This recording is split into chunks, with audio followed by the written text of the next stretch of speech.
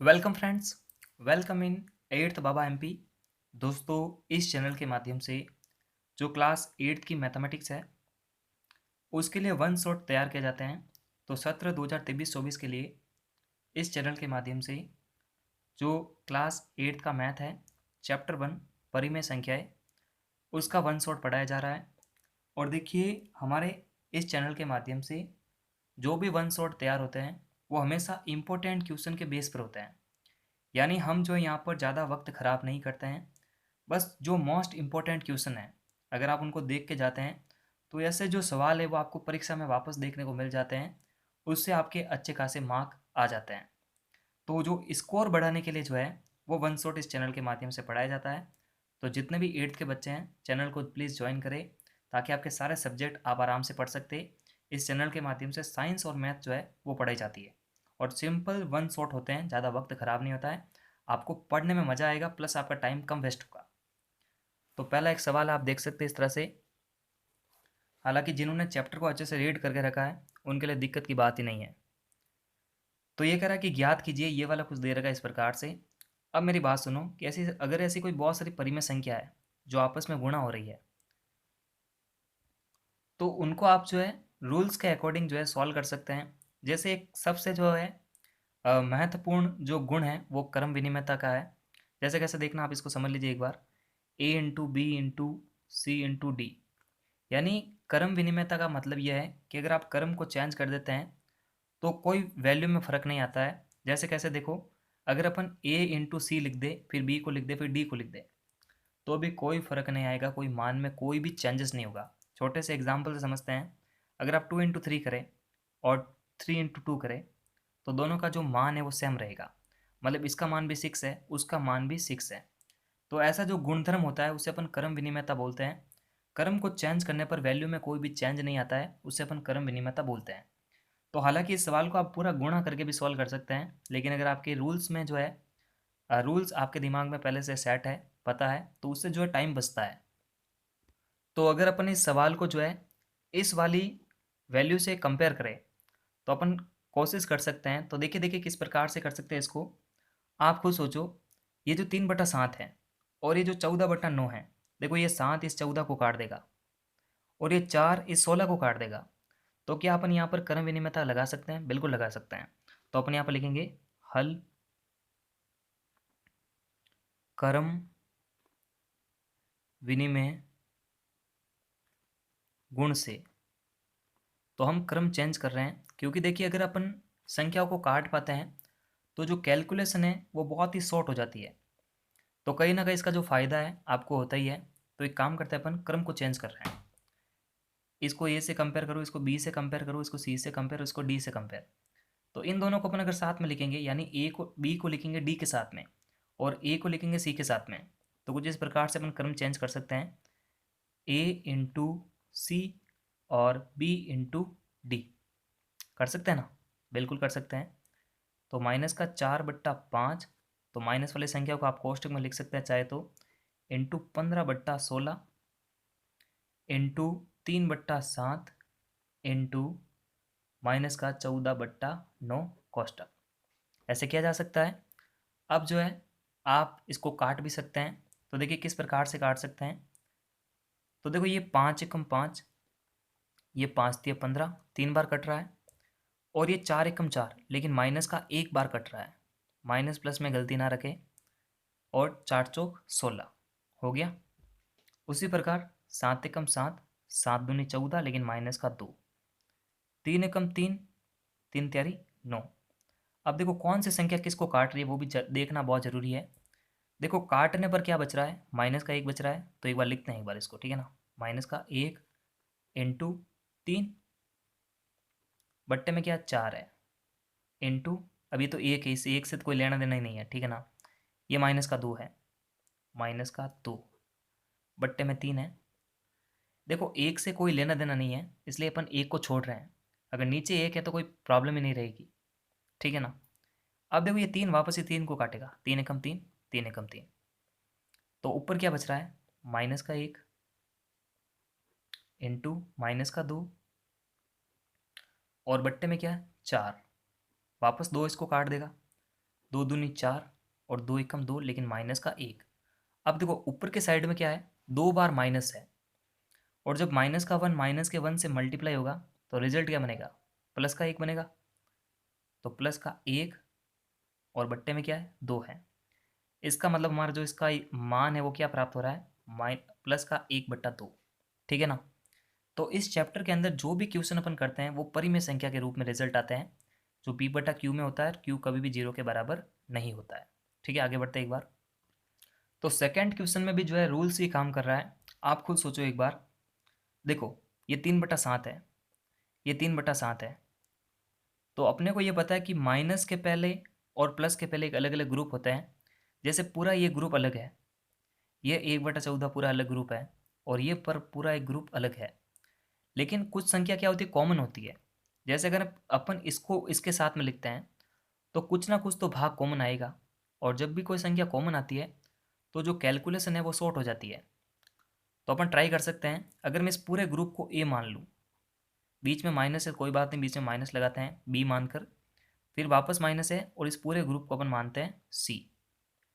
तो हमें ये पता है कि ए और सी के अंदर कोई चीज़ सेम है, तो इसके अंदर भी अपन क्रम चेंज कर सकते हैं। तो गुणधर्म तो वही लग रहा है क्रम विनिमय से, आगे पीछे क्रम को कर देने से कोई फर्क नहीं पड़ता है। ठीक है ना।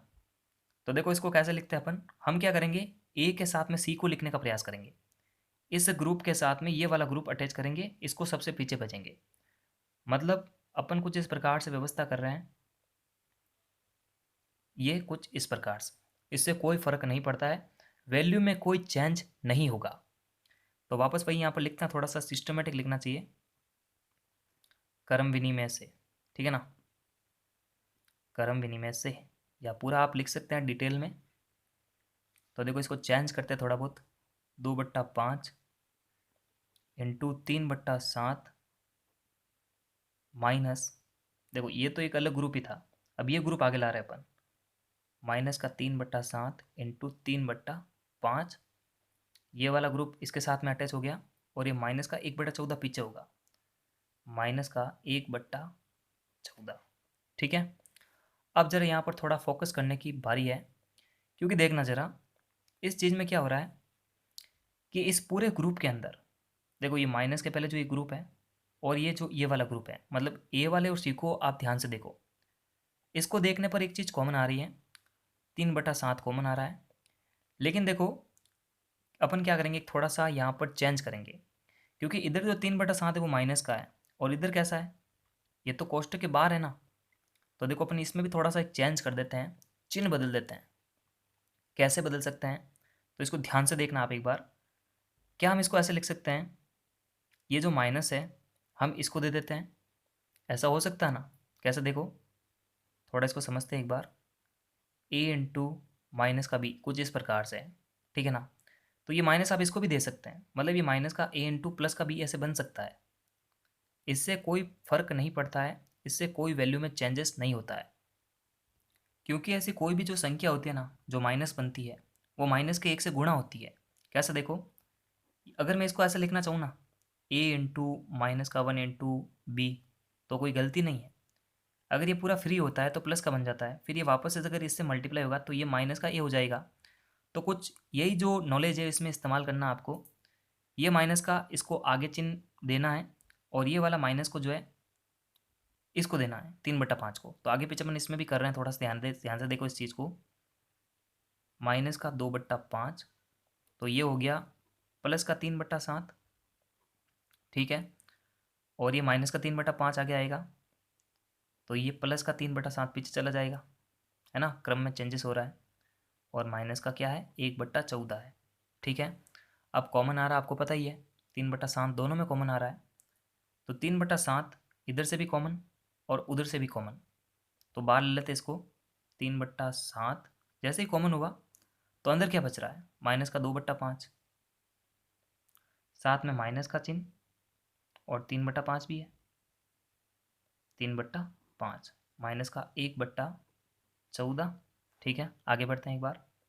देखो दोनों के लसब सेम है, जब भी हर सेम होता है ना, तो हर को तो एक बार और अंशों की नॉर्मल जोड़ बाकी होती है, आपको वैसे पता है। तो देखो क्या कर रहे हैं अपन, 3/7 तो कॉमन ही है, हर को एक बार और अंशों की नॉर्मल जोड़ बाकी, तो -2 और -3, -1/14। आगे बढ़ते हैं एक बार, तो देखो क्या होगा, 3/7, माइनस माइनस प्लस, 3 और 2 हो जाएंगे 5, लेकिन बड़ी संख्या का चिन्ह बाहर आएगा तो -5, और नीचे भी क्या है 5 है, -1/14 बराबर 5 से 5 कैंसिल आउट हो जाएगा, तो -1 बचेगा, और अगर ये -1 इससे मल्टीप्लाई होगा तो ये हो जाएगा -3/7, है ना, और -1/14 पहले सा। अब अपन इसको सॉल्व करते हैं थोड़ा सा, इन दोनों का लसअप क्या होगा 14, 7 दूनी 14, 2 3 6 मतलब -6, और 14 एकम 14, 1 एकम 1, तो ये हो जाएगा -7/14। ठीक है, अब इसको आप भाग दे सकते हैं, तो 7 एकम 7 और 7 दूनी 14, लेकिन कैसा होगा देखो, माइनस का होगा, -1/2। ठीक है ना, तो बड़ी आराम से जो इसको आपको 1-2 बार रिपीट करना पड़ेगा, तब ये आपके दिमाग में जो है एडजस्ट हो जाएगा। बस ये चिन्ह बदलने वाला जो सिस्टम है, थोड़ा सा ध्यान देना पड़ेगा।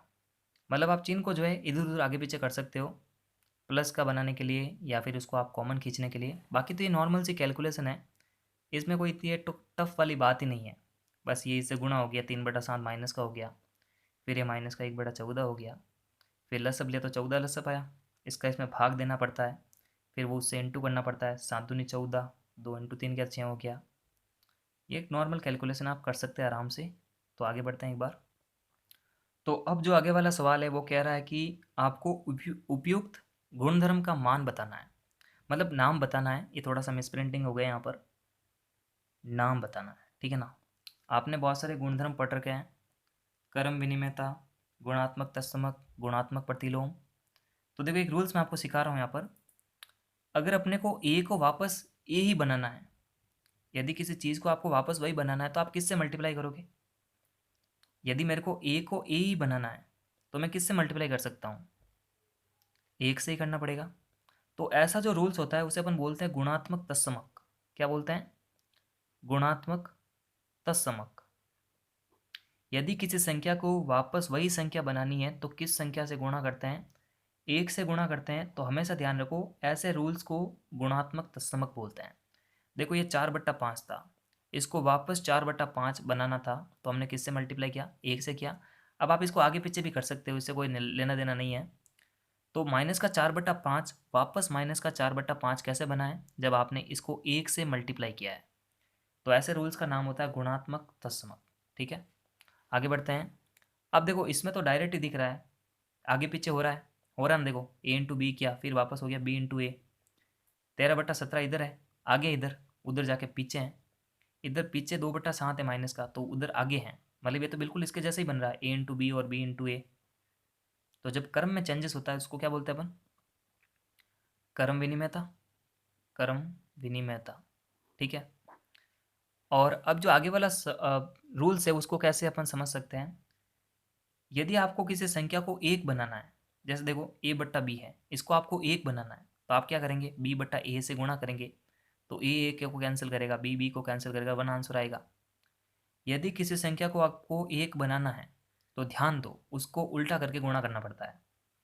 ये 19/29 जो है 1 कैसे बन गया, जब आपने इसको उल्टा करके इसी से गुणा कर दिया, तो इसने इसको काटा, इसने इसको काटा। ऐसे रूल्स को बोलते हैं गुणात्मक प्रतिलोम। देखो ऊपर हमने एक रूल्स पढ़ा था गुणात्मक तत्समक, उसमें क्या होता है, संख्या वही प्राप्त होती है, जबकि गुणात्मक प्रतिलोम में क्या प्राप्त होता है, 1 प्राप्त होता है। क्लियर, आगे बढ़ते हैं। सबसे लास्ट वाला सवाल है, और मैंने पहले बताया था इस चैनल के माध्यम से आपको जो भी वन शॉट मिलेगा वो कम से कम टाइम में मिलेगा। मतलब उसमें सिर्फ अपन इंपॉर्टेंट क्वेश्चन खींचते हैं। बताइए कि कौन से गुणधर्म की सहायता से आप जो है इसको, मतलब इस जो वैल्यू को है आप इसके जैसा बना रहे हो, तो वो कौन से गुणधर्म से जो है अभिकल्पित कर रहे हो। मतलब अभिकलित कर रहे हो, कैसे बना रहे हो इसको, मतलब ये ऐसा था और आपने इसको ऐसा लिख दिया, तो ऐसा कौन सा रूल्स है। तो इस रूल्स को बोलते हैं सचारिता का गुण। कैसे देखो, a × b × c। अब आप चाहे तो इसको अगर आप कोष्टक बंद करते हो और इसको अगर आप आगे इस तरह से लिख देते हो a × b × c, अब की बार इनको अगर आप कोष्टक में बंद करते हो, मतलब पहले क्या किया, b × c को आपने कोष्टक में बंद किया, मतलब पीछे वाली संख्याओं को आपने कोष्टक में बंद किया, अब की बार आपने आगे वाली संख्याओं को कोष्टक में बंद कर दिया है। तो ऐसे जो रूल्स होते हैं उनको बोलते हैं सचारिता का गुण। सचारिता का गुण, ठीक है ना। वापस एक बार क्लियर लिखना चाहूंगा, सहचारिता या साचरिता का भी गुण बोलते हैं इसको, साचर्य गुण भी बोलते हैं। तो मेरे हिसाब से आपको ये क्लियर हो रहा है। तो प्लीज़ आप इस चैनल को ज्वाइन करें, क्योंकि यहाँ पर आपको वन शॉट मिलते रहेंगे और सारे जो वन शॉट पढ़ाए जाएंगे वो हमेशा इंपॉर्टेंट क्वेश्चन के बेस पर होंगे। हो सकता है आपको पसंद आए। थैंक यू दोस्तों।